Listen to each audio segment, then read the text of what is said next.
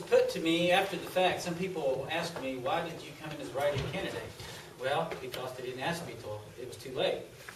I had several people call me and ask me to do it, so they knew my background, my experience, and so I thought, well, we're in some trying times right now across America, and in fact, as I've been looking into this a little deeper, in the last 4 months, I don't know if you guys study all this, but in the last 4 months, over 600 chief of police and sheriffs have resigned their post.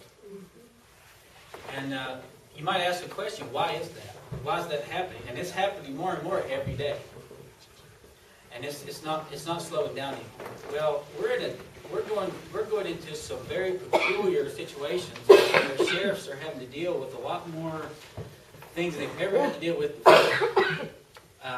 But having said that, I want to give you my experience, and you can be the judge. But I think the experience I have really applies to the situation that we're moving into today. A lot of people across America now, and I read all kinds of articles, and I have people tell me this all the time, you know, and this is not an insult. I appreciate the men who've already served in the police forces and things like that. I really do.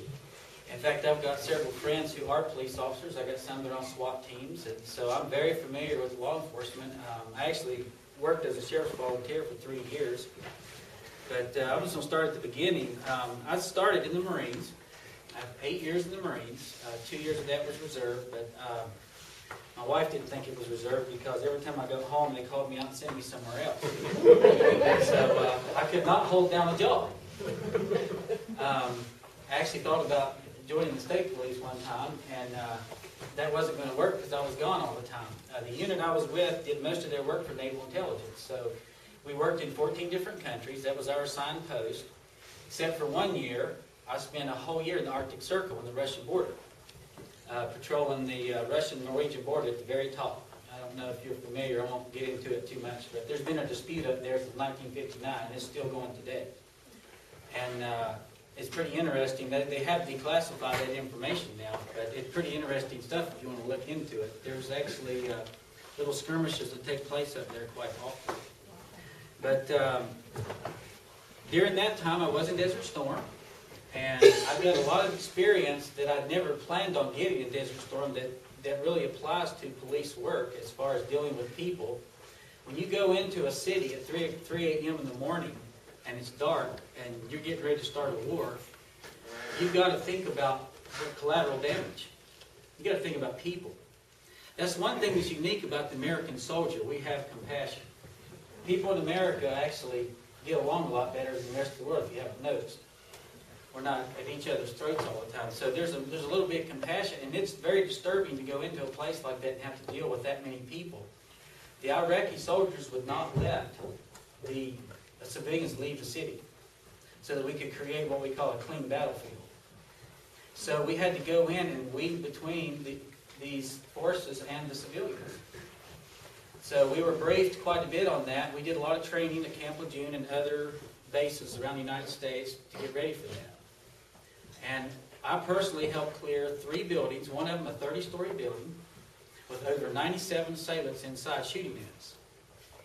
It's quite interesting. And there aren't very many police officers in the United States that have that kind of experience. It's a lot different, and they're using automatic weapons, so it's pretty interesting. But thank the Lord, we actually got to the top without losing one single Marine. And we did get some wounds and things like that, but we didn't lose anybody, and that was a good thing.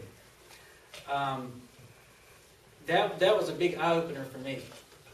And there, at the end of that, as the second week came into being, most of the fighting was over within 3 to 4 days, but at the end of the 2 weeks that I was in Kuwait City, the UN came in.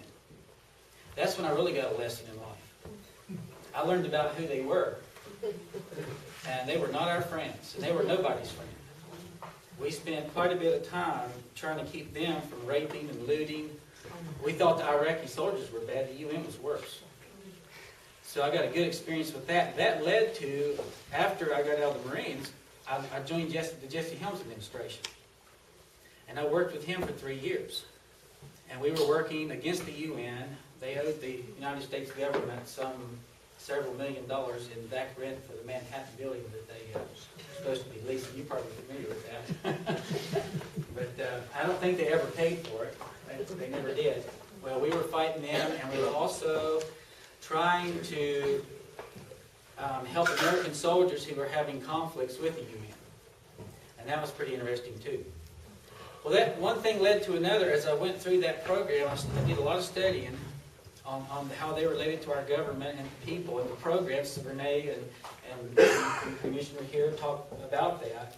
And that all kind of ties in, because what we were finding out was FEMA and other organizations that believe it or not, that if you follow the money trail, you go all the way back to the United Nations, they were actually the ones training police officers now. I actually went to a seminar that police officers were going to in Raleigh-Durham, North Carolina. And I was appalled at what they were being taught.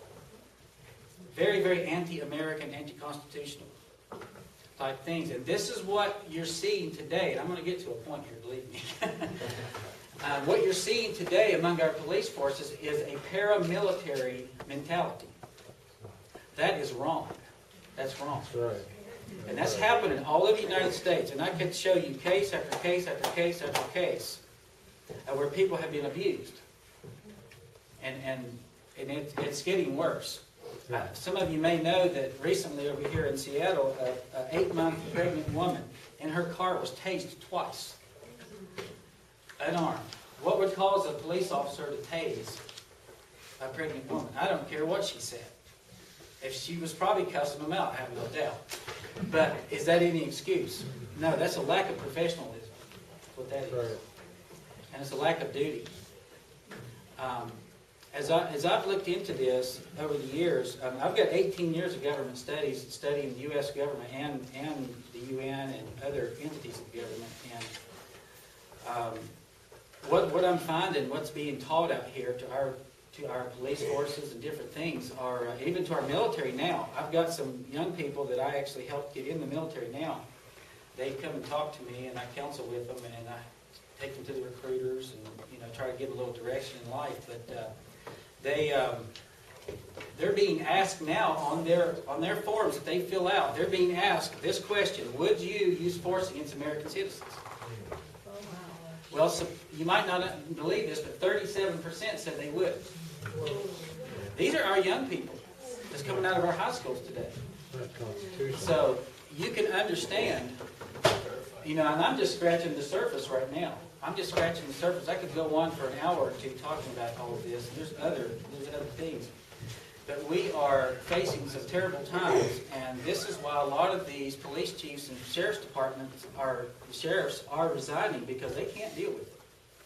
Because when they begin to understand the monster they're dealing with, we're not dealing with a constitutional government anymore.